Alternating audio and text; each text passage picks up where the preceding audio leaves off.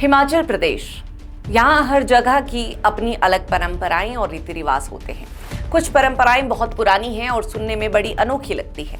दशकों से इन परंपराओं ने लोगों को एक दूसरे से जोड़े रखा और समाज में एकता बनाई। लेकिन जैसे जैसे समय बदला वैसे वैसे कई चीजें भी बदल गई। शिक्षा और नए विचारों के आने से कुछ परंपराएं धीरे धीरे कम हो गई या बदल गई। लेकिन आज भी कई परंपराएं अपने पुराने रूप में जिंदा है, जबकि कुछ ने बदलते समय के साथ खुद को ढाल लिया है। उदाहरण के लिए लून लोटा प्रथा, जो शायद आज भी कई इलाकों में प्रचलित है।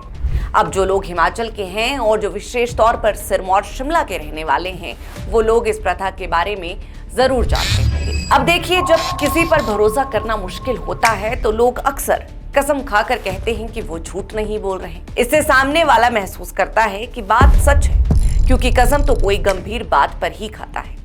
तो ये लून लोटा भी एक तरह से कसम से मिली जुली प्रथा है। पहले एक दौर में कसम खिलाने का ये सिलसिला विवाद निपटाने का जरिया होता था और बाद में इसे तरह तरह से इस्तेमाल किए जाने लगा। जैसे सच बोलने के लिए गीता आदि की शपथ दिलाई जाती है, ये थोड़ा बहुत वैसा ही मामला है। जिस तरह सिरमौर और शिमला में लून लोटा परंपरा है, वैसे ही मंडी और कुल्लू में देवता के मंदिर के सामने पानी पिलाने या चावल देने की प्रथा है। और लाहौल स्पीति में बौद्ध और हिंदू परंपराओं का समायोजन है।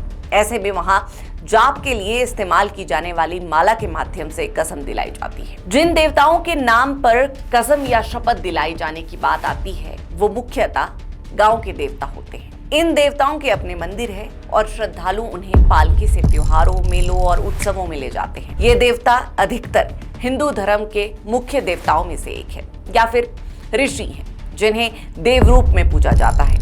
वैसे तो हिमाचल के बहुत से गांव में इन देवताओं के अपने प्राचीन मंदिर हैं, जिनके अपने प्रभाव क्षेत्र माने जाते हैं। उन इलाकों के लोगों की अपने इन देवताओं के प्रति गहरी आस्था होती है। सिरमौर के लोग बताते हैं कि देवताओं की कसम दिलाकर वोट मांगने का चलन पंचायत स्तर के चुनावों में अधिक देखने को मिलता रहा है। कहते हैं पंचायत और वार्ड मेंबर के चुनावों में इसका चलन माना जाता है और विधानसभा में भी इसे लून लोटा कहा जाता है। कसम दिलाते हुए पानी के लोटे में लून, स्थानीय भाषा में नमक को लून कहा जाता है।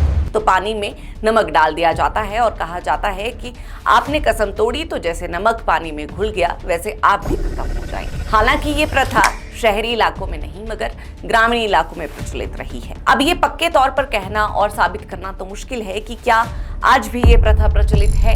ये कहना मुश्किल है कि आज के समय में कहां पर लून लोटा हो रहा है। अगर हो रहा है तो लोग तो बताएंगे नहीं। ऐसे में ये साबित कौन करेगा। जिस तरह की परंपराएं शिमला और सिरमौर में है, वैसी ही मंडी और कुल्लू के अंदरूनी इलाकों में बताई जाती है।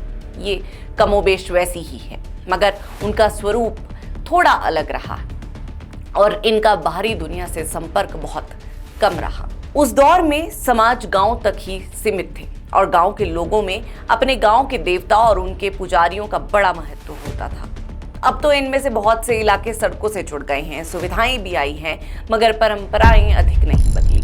आज भी लोग कोई भी काम करने से पहले, यात्रा आदि पर जाने से पहले अपने गुरु, अपने पुजारी के माध्यम से अपने गांव के देवता की इजाजत लेना जरूरी समझते हैं। जानकार मानते हैं कि जैसे जैसे पुराने दौर में अलग अलग कबीलाई क्षेत्रों के लोग इधर से उधर गए, वैसे वैसे अपने साथ अपनी मान्यताएं और परंपराएं भी ले गए।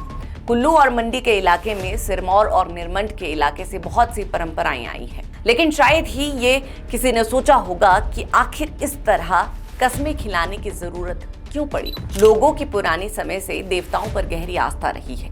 शुरू में दूर के इलाकों में व्यवस्थाएं नहीं थी। आपसी विवाद और झगड़े मिटाने के लिए पहले लोग स्थान देवता के पास जाकर कसम खाते थे कि ये काम मैंने नहीं किया। कहा जाता है कि कुल्लू में इस मामले में एक खास देवता है, जिन्हें कश्यप नारायण और स्थानीय बोली में कसमी नारायण यानी कसम वाला देवता कहा जाता है।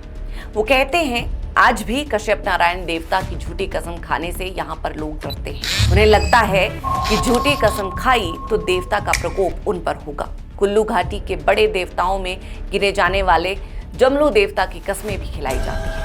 आज भी ग्रामीण इलाकों में कहीं ना कहीं ये प्रथाएं जीवित होंगी। खैर, हमारी कोशिश रहेगी कि इसी तरह की हिमाचल की अन्य प्रथाओं या फिर रोचक तथ्यों के बारे में आपको बताएं। लेकिन आज की इस वीडियो में इतना ही। अगली वीडियो में किसी नए किस्से या पुरानी प्रथा के साथ फिर मिलेंगे।